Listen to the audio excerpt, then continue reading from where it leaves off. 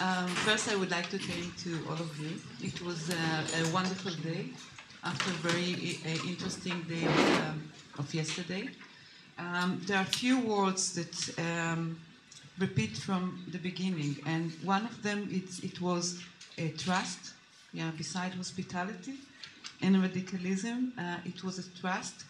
The relation between the audience and the museum, and how to translate, to interpret the work of art. And I think like it's go through all the discussion, if it was related, the relation between the image and the text, or the way how the work interpreted, and what Moti, you spoke about the history, the importance of history, but I think it also was related to any one of the discussion in a different way. And one of the questions that we try to ask this through this conference, it's in what way the history interpreted, what kind of narrative we can create to the collection, to the works that are exhibited, if from present day or from the future, and how we can read or reread the history. The first thing that I would like to talk about, responsibility, that Dalia mentioned in the beginning. So we started to talk about it outside, about the responsibility and trust between the museum and you said like it's for you the key point. It's trust, to create a trust. And I would like to hear you first. How you create a trust between the museum, in the situation the museum is situated in the kibbutz, which is in a way, or was in the past, non-hierarchical structure of society, more or less, or we would like to read it in this way, and the museum that you have the vertical and non-democratical structure. So how between those two, when you talk about the workers or the place of the workers and the place of the museum that hosts mainly the audience that coming from different backgrounds, and how you create a trust between the non-hierarchical structure and between the democracy that in the past, or the socialist idea of the kibbutz.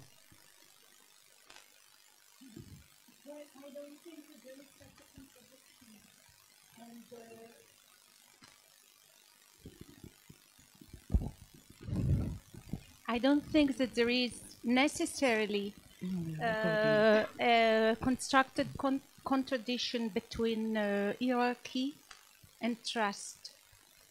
And I think that going back to the constitutive phases of building the museum, the artist Chaim Attar, who founded the museum in January 1938, from the beginning saw the museum as a place that holds in its walls hierarchy. And he, for example, there was a discussion of should they, what was the discussion? He was invited to present a work in India. And Mordechai Narkis from Bezalel wanted him to send works dealing with workers, and he sent Naturmort, Still Life. And there was a discussion, and he said that art is not about Jews or about workers or about things like that. And it's true that in the materials, in the organization of materials, the life penetrates, but he's not going to show or to collect in the museum art that deals with that aspect or another. And for him, it was obvious that there was, really would not agree with him, but for him, it was obvious that there was better art and less And he was the one to decide. The interesting thing is why the kibbutz agreed to that. And there was, of course, also an economical aspect, because he used to buy also. But, and there are answers, but I don't think that I should give now a lecture. So I would just end by saying that we all need, as I said, institutions, and we need the canon in order to fight against it, but we need it. But my question also brought about trust, and I think when we talk about the public, it's the abstraction of the community. And Ein Harod Museum, located in a community, in a kibbutz, or what we would like to see as a community still. So to create how you create a trust with the public, because the word public was in part of the discussion. Charles, for example, used the community. So, and I see a difference between when we talk, how we can create a trust between something which is an abstraction of something that we have kind of idea about it.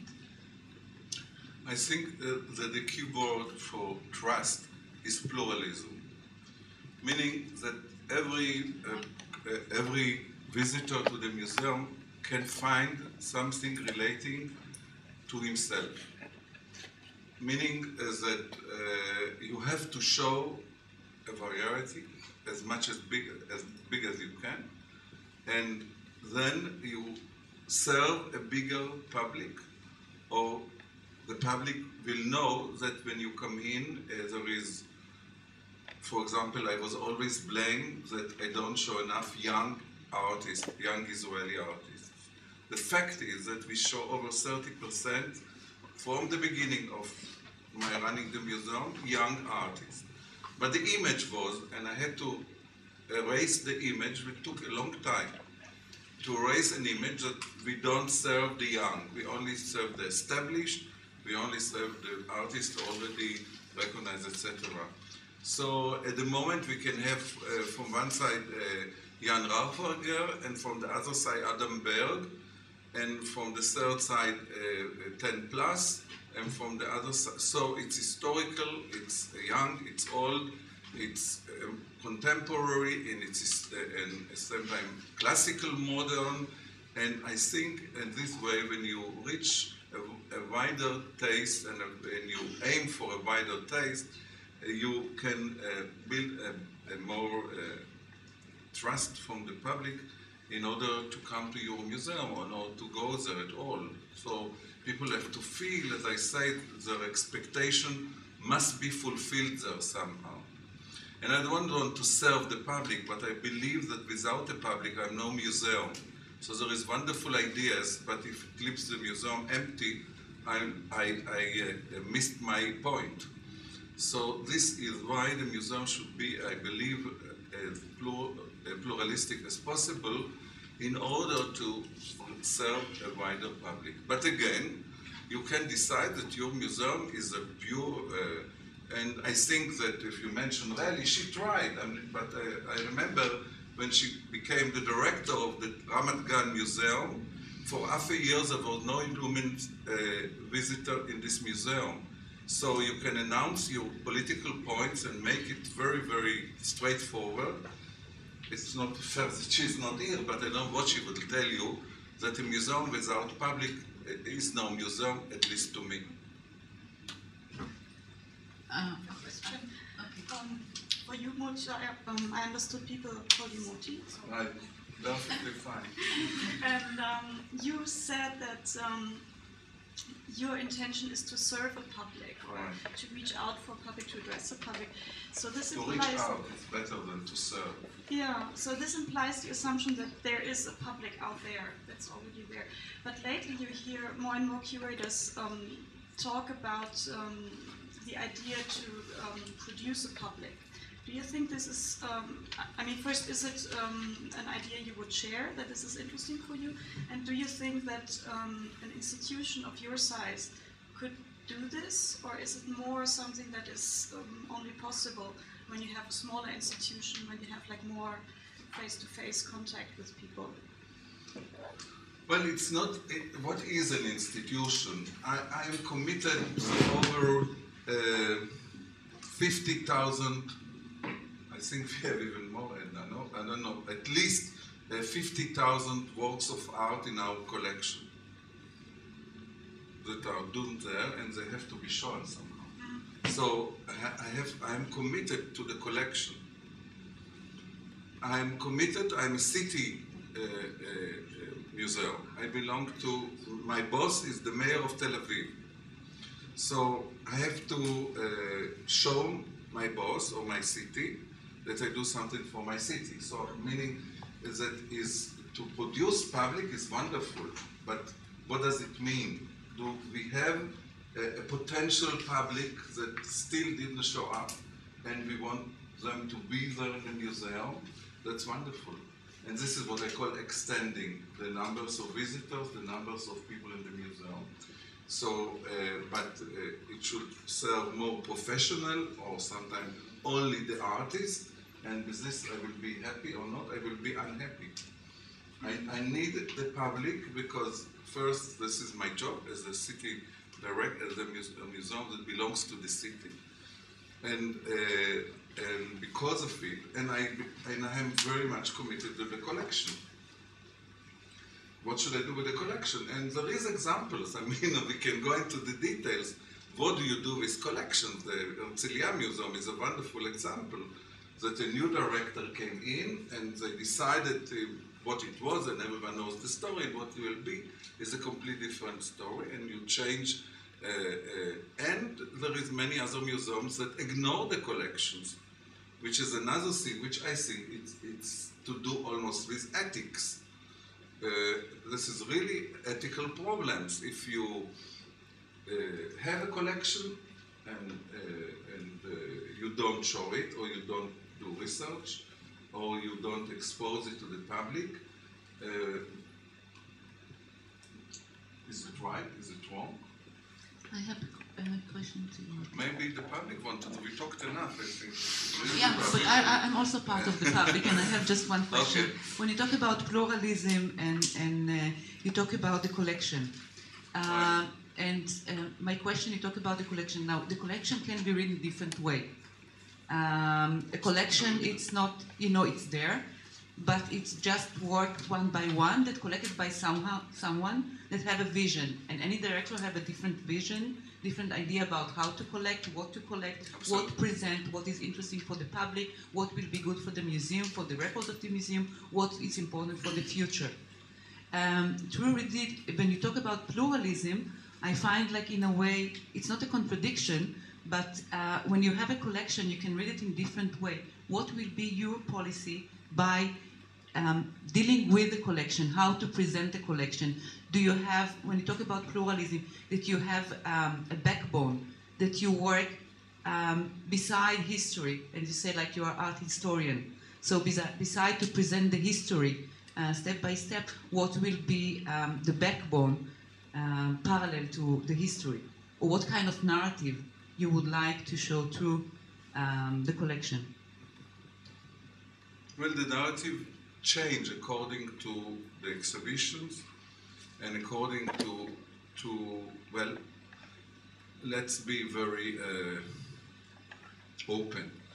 Our budget for buying is zero. So nevertheless, the budget of the Tel Aviv Museum, $11 million a year. Our budget for buying goes, well, to be more precise, is $70,000. From $11 million, I have $70,000 for buying. What can I buy with $70,000? So we buy Israeli art. We buy young Israeli art because it's not so expensive like Abdon or like Aroch. And with this, we are happy because the budget is what we have. The budget is given. It's not my choice that I will have more or less given to buy works of art. So the moment we buy for $70,000 a year, so it's almost obvious. that we have to buy, well, from the other side, we have wonderful donors. And suddenly you get, 3 years ago, we got 60 Giacometti, drawing in prints, 60. One of the most beautiful collections that we could dream about. It's of drawings and prints, 60. Now, what do we do with it? I mean, I'm very, and I think Dalia said it very clearly, and I follow her step absolutely, that I will do the best to show it in the most aesthetic way possible. And I can see also Giacometti as a political artist and interpret it as a pure political statements. I will never do it.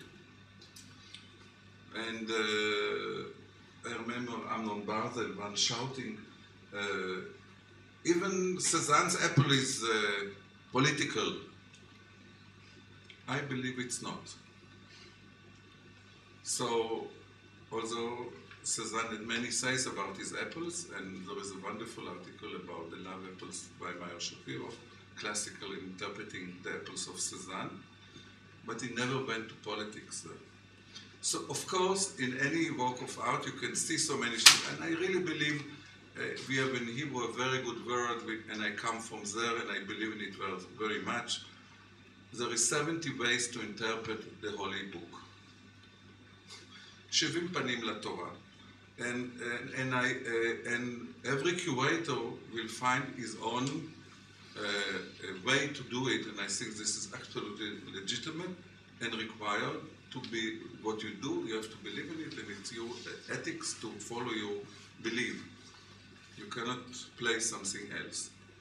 And with this, I finish. The same question to Charles. What was the question again? Sorry. I started with a motive point about pluralism and about the collection. And I asked what is the backbone, or what he believes, how he will present the collection, beside reading history, rereading history. And I think one of the things that Moti said now, and I will add it like with Giacometti, if he was an artist that was engaged with politics, I'm not getting a political artist, but artists that engage with politics, of the political, and you say, I'm not, even though he was, I will not touch this point. No, I didn't say this. Okay, no, so correct me. I said that there are so many things, and I think, well, the great interpreter to me of Giacometti is Paul Sartre. So I mean, I will go to the 2 wonderful articles that Sartre wrote on Giacometti, meaning existentialism, meaning the 50s in the history of the world, in the history of philosophy, in the history of humankind, and I think there is my source of interpreting Giacometti.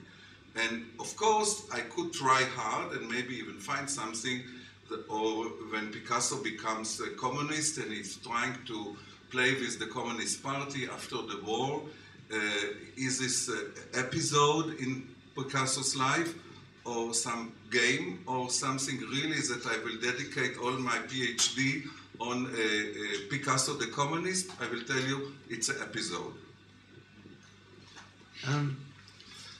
I mean, I think there are different situations, so I think it's also very difficult to compare with these positions. But I think there's one of the difficulties I have with this idea of the relationship between art and politics, because I'm not interested in political art at all, just as much as you're not interested in an art which is politically driven, where the motivation is in order to persuade us of a particular ideology. But I'm interested in art which engages in the space between the viewer, or this unidentified public, which we're struggling with, and the artwork itself. And I think in that space, the issue of the political is a factor, is actually at stake. In other words, when you look at Giacometti, it's not propaganda, and I think that's what political art in the end results in. I mean, however good the intentions are, there's capitalist realism as much as there is socialist realism, and they're all forms of basically serving a particular ideological intent. But the art that I'm interested in is not in that way political. But it's engaged with the question of how we communicate with each other, and ultimately how we live together. how we understand the space between us. Yeah? It's not an autistic motion. It's a motion of between. And the between is always engaged, for me, with the political, with the relevance of the decisions that are made in that space between. I can't decide that space between, nor can Moti. We have to talk to each other. We have to start to come to some arrangement. And all the political is about finding that arrangement, not just between you and me, but between a whole 7 million Israelis or whatever. You know, then you start to need political structures. You need politics then. But actually, it begins in that. And I still think that art is engaged with that relationship. So therefore, I think that the political is at stake in Giacometti just as much as it is Picasso. Whether Picasso is a communist or not is a kind of footnote, yeah. But the political is engaged. And I suppose when I think about pluralism for our museum, and that's also a museum which is in relationship to a lot of other museums in the Netherlands, and a lot of other positions, in relation to our museum, that the pluralism is about the different kinds of ways the political, in other words, that space between, can be discussed. So the space between the the Dan Flavin and the drawings is a political space. It's a space where the political is at stake. This dependence of one on the other, but this rejection of one and the other, and this ambivalence that exists between that dependence and rejection, that for me is a way of thinking the political in art. And I think that pluralism in terms of having different voices, different curatorial voices, different artistic voices that take on the roles of the curator at a time, maybe play at it. I'm not so respectful of the distinction between those. That for me is a way also of making the question of what is at stake in that in-between space visible. So when Pablo Buchler puts his work next to Picasso and Chagall, it's about making that space between Picasso and Chagall and Buchler, again, dependence and rejection, visible for the public. And I think in that visibility, a question of the political emerges, because the public or the viewer has to take a position in relationship to that. Do I like it or not is the most basic question. But there are lots of other questions that follow from that. And that for me is always engaged with the question of the political. And I suppose the other thing I wanted to say about trust is that, you know, the trust that the museum had, say our museum, was based on this idea of a bourgeois community that had trust in the museum regardless of who the director was. They had trust in this institution. I think that kind of trust, that trust in institutions, has broken down with postmodernism. I don't think, at least in certain Western European societies, most Western European societies, that given trust in the institution, in the political institutions, in the Christian church, which is the dominant church there, but in any kind of religious authority, those kind of trusts are broken down, and people are imagining they have their own individual choice. I think that's an imagination. I think their choices are very much controlled by certain interests, but they imagine that individual choice. So when you're trying to build up trust, you're starting at a very low level in terms of the amount of social trust. The level of social trust in society is much lower now than it was in 1936, ironically, when the museum was founded. And I think that's a gap which is very hard to negotiate. And I find it, I so much agree with that idea of trust, and I wish I could know how to build it, but I can build it with an individual. You know, with one person, I can take them around the museum, and I can maybe build up a position where they at least believe that I'm being honest. And that I'm authentic to what I believe. I'm not playing some game. I think I can do that, but I can't do that for the 70,000 people that come to the museum, or 80,000 that come to the museum. I don't want to, then, actually. I mean, I have to admit that, but that's beyond my human capacity, my desire to do it. If I invest in that, I wouldn't be here. You invest in your work, and if they feel that.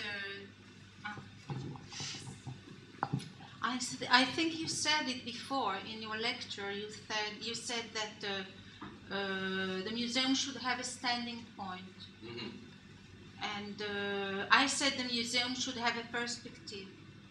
And I think that 70,000 people can feel that institution that you are running has a perspective, and that there are specific reasons and good reasons for you to show this and not that. And for you, it's almost acoustic when you show something, because now it is relevant, and you feel that you must show it, and people understand it. and it creates. It's one of the bases. It's a base for trust of people. I agree, and I think it's something to try. I find in the testing out of that, the description of where we stand for, I find at least in the Netherlands now a huge degree of cynicism in respect